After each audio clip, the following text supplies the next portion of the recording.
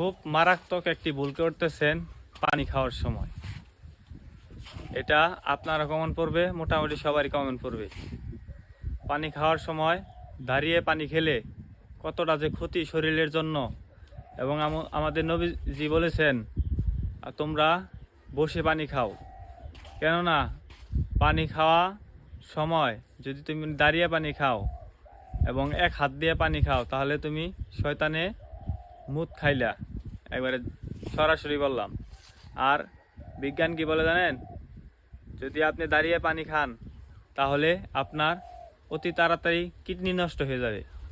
তাহলে সে 1400 বছর আগে আমাদের নবীজি বলে গেছিলেন যে তোমরা বসে পানি খাও এবং 2 হাত দিয়ে পানি খাও। সেটা এখনও প্রমাণ হয়ে যাচ্ছে। তাই সবাই আশা করি বসে পানি খাবেন এবং নবীজির সুন্নত পালন করবেন। সবাই ভালো থাকবেন। আসসালামু আলাইকুম।